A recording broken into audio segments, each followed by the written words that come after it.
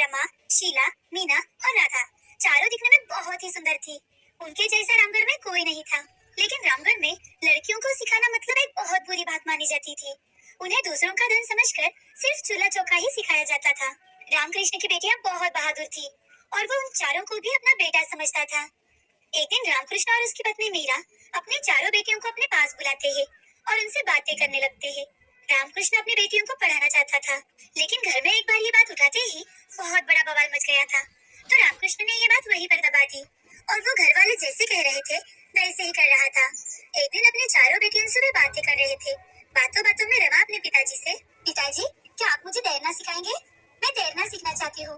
मैं जब भी किसी को तैरते हुए देखती हूँ तो मेरा भी मन होता है कि मैं भी एक मछली की तरह पानी में तैरूं। अच्छा, तुम्हें पानी में तैरना है? तभी उसकी छोटी बेटी राधा, पिताजी मैं तो पानी से बहुत डरती हूँ और मुझे तो सिर्फ सजना सवरना पसंद है। तभी मीना राधा की बातें सुनकर अपने पिताजी से, पिताजी क्या आपको पता है 15 दिन पहले रामू काका की बेटी संगीता की शादी हुई थी और सब उससे बोल रहे थे कि कितनी सुंदर सजी है। वो राधा ने ही उसे सजाया था। राधा बड़े अच्छे से सबको सजाती है। तभी रामकृष्ण आश्चर्य से उसकी ओर देखता है और, क्या सच में राधा तुमने उसे सजाया था? तुम्हें किसी ने देखा तो नहीं ना? नहीं पिताजी, वो हम सबने मिलकर उसे चुपके से सजा दिया था। ये बात सिर्फ माँ को पता है। रामकृष्ण लंबी सांस छोड़ता है और अपनी बेटियों से, बच्चियों, तुम्हें जो चाहे वो करो, लेकिन घर में ये बात किसी को पता नहीं चलनी चाहिए। तुम सब मेरी जान हो। अगर तुम लोगों को कोई कुछ कहे तो मुझसे सहा नहीं जाता। मुझे बहुत दुख होता है। हाँ पिताजी। पिताजी आपको पता है मीना दीदी ने रमेश भाई के मोबाइल में से कुछ खाना बनाने के व्यंजन देकर एक अलग ही डिश बनाई थी। वो दिखने में बड़ी सुंदर थी और उसका स्वाद, वो तो वाह रे वाह, बहुत ही अच्छा था। रमेश उनके चाचा का बेटा है जो शहर में पढ़ता है और वो जब भी छुट्टियों में घर आता है तो मीना ही उसे अलग अलग डिश बनाकर खाना खिलाती है। तभी रामकृष्ण शीला से, अरे शीला बेटी, सबने कुछ न कुछ अपने बारे में बताया, तुम भी तो बताओ कि तुम्हें क्या पसंद है। ऐसा कहते ही रामकृष्ण की पत्नी सुनंदा रामकृष्ण के लिए दूध लाते हुए, उसे तो सिर्फ बातें बनाना अच्छा लगता है और अपनी बातों बातों में सबसे काम करवा लेती है वो अपना। सुनंदा के ऐसे कहते ही सभी जोर जोर से हंसने लगते हैं। अब रामकृष्ण दूध पीकर सोने चला जाता है, लेकिन अपनी बेटियों की ख्वाहिश सुनकर वो रात भर सो ही नहीं पाता। सुबह उठते ही वो सोच लेता है कि अब भले ही देर हो चुकी है, लेकिन वो अब अपनी बेटियों को सिखाएगा। जो वो चाहती है वो सिखाएगा, उनकी ख्वाहिशें पूरी करेगा। वो थोड़ा सा गुस्सा अपने चेहरे पर लाकर, रमा, आज से तू हमारे साथ खेतों में चलेगी और साथ में अपने कपड़े भी लेना। रमा और सुनंदा को कुछ भी समझ में नहीं आ रहा था कि अचानक से पिताजी को क्या हुआ है। फिर रामकृष्ण, सुनंदा और रमा तीनों भी खेत में चले जाते हैं। रामकृष्ण के खेत के पास में ही एक बड़ी सी नदी बहती थी। वहाँ जाते ही रामकृष्ण अपनी बेटी से, अरे ये क्या, उदास होकर क्यों बैठी हो बेटी? चलो, तुम्हें तैरना नहीं सीखना? ये सुनते ही रमा बहुत खुश हो जाती है। वो अपनी बेटी को तैरना सिखाता है। शुरुआत में उसे नहीं आता, लेकिन 2-3 दिन में ही रमा तैरना सीख जाती है। अब रमा बहुत तेज तैरने लगी थी। कुछ दिन ऐसे ही बीत जाते हैं। अब रामकृष्ण घर वालों से चोरी छुपे मीना को मोबाइल खरीद कर देता है, जिससे वो अलग अलग प्रकार के व्यंजन बनाना सीखती है। और शीला भी अपने बातें बनाने की आदत को अपना प्रोफेशन बनाने की सोच लेती है और यूट्यूब के जरिए मार्केटिंग कैसी की जाती है ये सीख लेती है। इसी पर राधा भी मेकअप करना सीख लेती है। ऐसे ही कुछ दिन बीत जाते हैं। अचानक से एक दिन खेतों में काम करते वक्त रामकृष्ण और सुनंदा को जहरीले सांप ने काट लिया और उनकी वहीं पर मौत हो जाती है।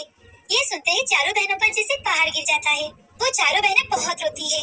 अब चारों बहनें अपने चाचा सुरेश, चाची रत्ना और दादा दादी के साथ रहने लगे। वो जैसे कहे वैसे ही करते थे और घर के सारे काम भी वही करती थी। एक दिन उनकी चाची की माँ घर आती है और चाची रमा से, रमा जरा पानी तो लेकर आना, देखो नानी आई है। तभी रत्ना की माँ रत्ना से, रत्ना ये सब क्या हो रहा है?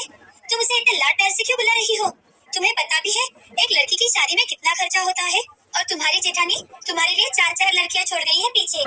देख मेरा कहा मान, तो अब से ही उनकी शादी किसी गरीब घर में करवा देना शुरू कर, ताकि किसी पर पैसे खर्च न करने पड़े।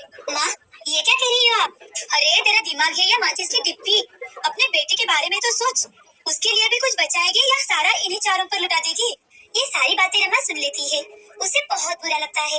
वो चुपचाप पानी देकर वहाँ से चली जाती है और अपनी बहनों को सारी बात रोते हुए बताती है। अपनी माँ की बातें सुनकर चाची भी अब उन चारों से बुरा बर्ताव करने लगती है और गांव के ही गरीब घर के लड़के से रमा की शादी तय कर देती है। रमा की शादी के लिए घर वालों को भी चाची ही मनाती है। ये सारी बातें शीला सुन लेती है और रात के समय अपनी बहनों से शीला, दीदी हमारे पिताजी ने हमें बहुत कुछ सिखाया है और आज वो वक्त आ चुका है कि हमें निडरता से अब कुछ न कुछ करना ही होगा, नहीं तो हमारे पिताजी की मेहनत बेकार हो जाएगी। लेकिन हम क्या कर सकते हैं दीदी? अगर हमें अच्छी जिंदगी जीनी है और लड़कियों की इस दुनिया में क्या जगह है ये सबको दिखाना है, तो हमें ये घर छोड़ना ही होगा। क्या शीला, तुम पागल तो नहीं हो गई? ये क्या बात हुई दीदी? तो क्या जिंदगी भर लोगों के ताने खाते जीना चाहती हो? और ऊपर से शादी के बाद अगर लड़की हुई तो फिर से ससुराल वालों के ताने सुनो। हम आज और अभी यहाँ से निकल रहे हैं, और हाँ, अगर आप नहीं आना चाहती तो भी हम आपको यहाँ से उठा कर लेकर जाएंगे।